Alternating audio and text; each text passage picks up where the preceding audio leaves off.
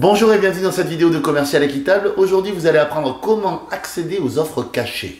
On apprend souvent, on entend souvent dire que 80% des offres, en fait, des offres d'emploi, sont des offres qui ne paraissent pas en fait sur des annonces et fonctionnent uniquement par des offres cachées par le réseau. Et quand on arrive dans une nouvelle ville, par exemple, ou quand on n'est pas forcément, on va dire, connu dans son secteur, on a du mal à accéder en fait à ces offres. Pour nous accompagner aujourd'hui, nous avons la chance, l'honneur, le privilège d'avoir Bernard Martinez. Bernard est un expert dans le domaine des réseaux sociaux, c'est également un web marketeur, il est également ninja, non c'était une blague, mais du coup voilà, Bernard il anime aussi l'un des sites, si ce n'est pas le site le plus important en France dans le domaine de la recherche d'emploi par les réseaux sociaux. Donc Bernard, bonjour. Bonjour. Merci beaucoup d'avoir accepté l'invitation. Je sais que tu es très occupé. C'est un plaisir. Donc vraiment, merci beaucoup. Est-ce que tu peux nous parler rapidement de toi peut-être et du site Emploi 2.0 ? Eh bien, comme tu l'as dit, effectivement, moi je viens du web marketing, et donc du web marketing à la recherche d'emploi, on peut dire, mais pourquoi? Ça paraît un petit peu bizarre. Mais en fait, quand j'ai commencé à développer, moi je suis formateur aussi sur les réseaux sociaux, j'ai rencontré beaucoup de personnes que je connaissais ou de nouvelles personnes, et on parlait de vidéos de LinkedIn, et puis moi j'ai constaté que tout le temps, j'avais cette rengaine qui revenait tout le temps. Ah oui, j'y suis, mais je ne sais pas comment m'en servir. Ah oui, j'y suis, mais il se passe rien. Ah oui, j'y suis, mais alors là, je reçois des trucs de contact, je ne sais pas ce qu'il faut faire, je suis affolé, etc. Et là, je me suis dit, quelque chose qui était naturel pour moi, j'avais vu naître les réseaux sociaux, etc. Donc j'étais dessus, je faisais des échanges, enfin, je les utilisais. Et je me suis dit qu'il y avait qu'il y avait certainement à apporter des éléments pour former les personnes ou pour leur dire, ben voilà, et sur Internet, il y a des choses qui peuvent être vraiment très utiles, très sympathiques, en tout cas pour développer votre réseau professionnel et même rechercher un emploi. Et de cette idée-là, j'en ai fait des formations. Et puis je me suis dit que bon, ben voilà, s'il y avait 10, 15 personnes en face de moi, ben, qu'il y en avait peut-être des centaines sur Internet auxquelles je pouvais apporter des éléments. Et donc de là est né le blog Emploi 2.0. Le 2.0 étant de dire, ben voilà, l'emploi aujourd'hui, la recherche d'emploi, c'est une recherche participative, c'est une recherche interactive avec les réseaux sociaux, c'est une recherche donc 2.0 comme le web. Exceptionnel. Du coup, comment faire pour accéder aux offres cachées?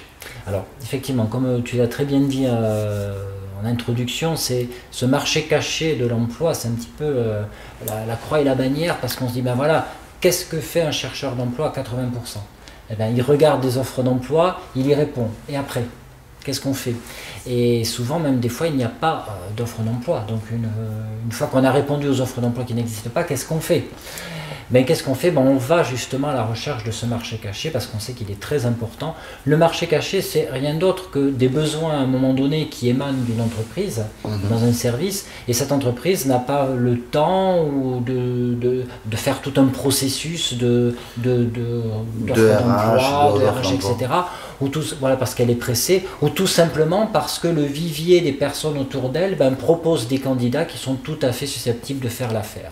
Voilà, c'est ça tout simplement. Il n'y a rien, ce n'est pas un complot, il n'y a rien d'underground là-dedans. Et donc, tu as dit le terme réseau, effectivement, travailler son réseau professionnel, développer son réseau professionnel, c'est la meilleure façon d'accéder à ces opportunités, à ces offres d'emploi.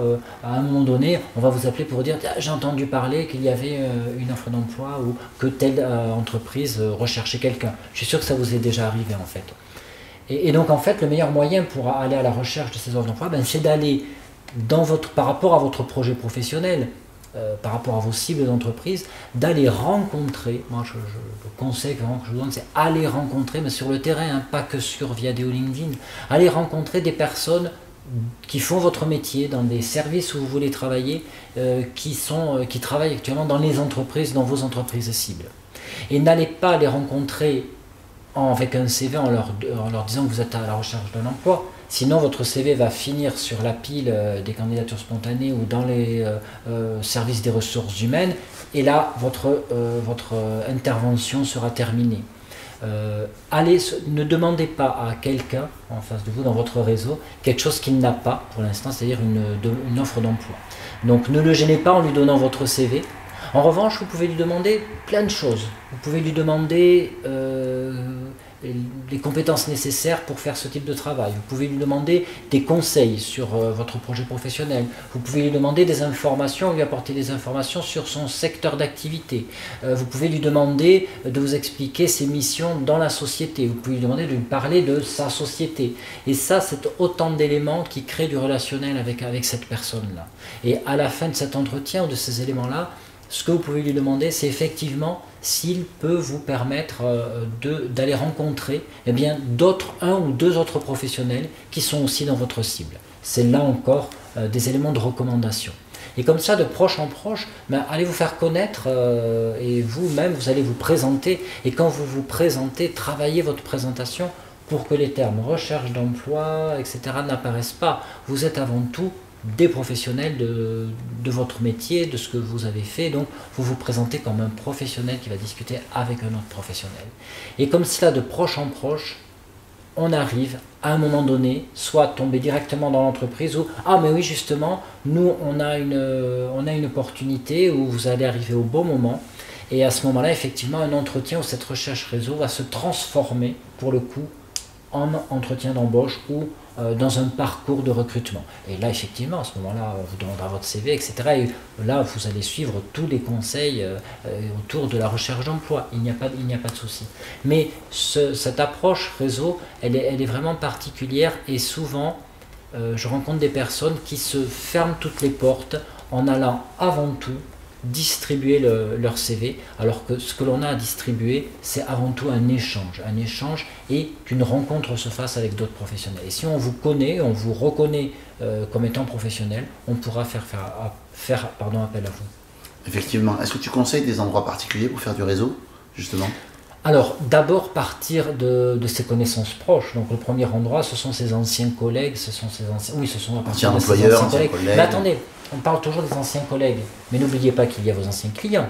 Vous avez travaillé avec des clients. Donc, tout de suite, ça ouvre énormément. Vos anciens fournisseurs aussi. Des fois, on a tissé des liens avec des clients, des services commerciaux. Donc, ces personnes sont autant de personnes avec lesquelles vous allez renouer contact pour faire un échange professionnel ou même simplement aller déjeuner avec eux pour vous rappeler, ils vont savoir, etc.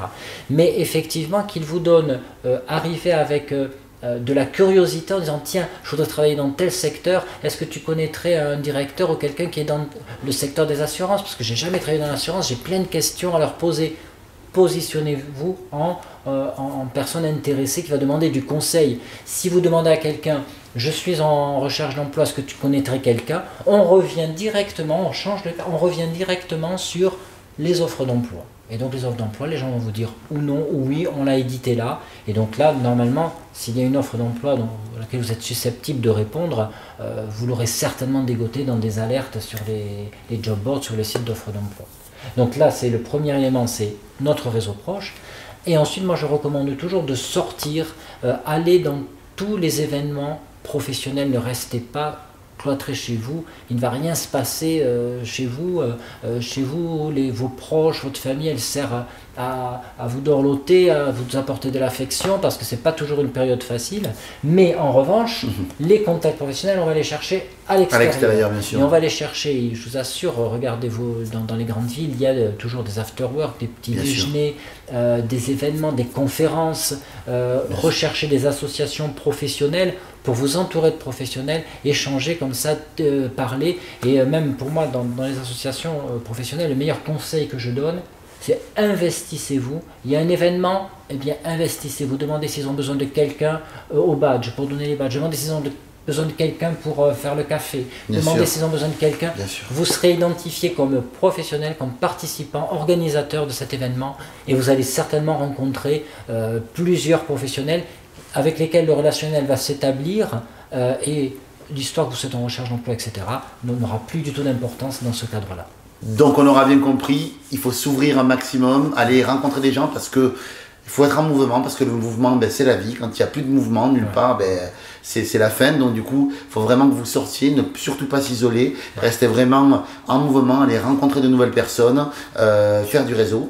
Je peux aussi dire quelque chose qui est en fait, j'allais dire, le slogan du blog Emploi 2.0, c'est en fait devenez acteur de votre vie professionnelle. Voilà, en fait, quand on répond aux offres d'emploi, on est dans la passivité et on est trop passif effectivement. En allant, vous allez voir en vous mettant en mouvement, en allant rencontrer des personnes, etc., vous allez être actif et vous allez voir, ça va vous apporter énormément de choses. Et de plus en plus percutant en plus, puisqu'on va, à force de rencontrer des gens, à force de se présenter, on va travailler son elevator speech, chose qu'on a déjà travaillé dans le blog. Donc voilà, on va travailler tout ça et donc c'est vrai que ça va nous permettre de nous améliorer, d'être beaucoup plus percutant, d'être beaucoup plus à l'aise, ne serait-ce qu'en public et le fait de s'investir aussi dans une communauté, c'est vrai que ça nous permet d'avoir une autre vision, d'être un petit peu à l'envers du décor et d'avoir une situation privilégiée. Absolument.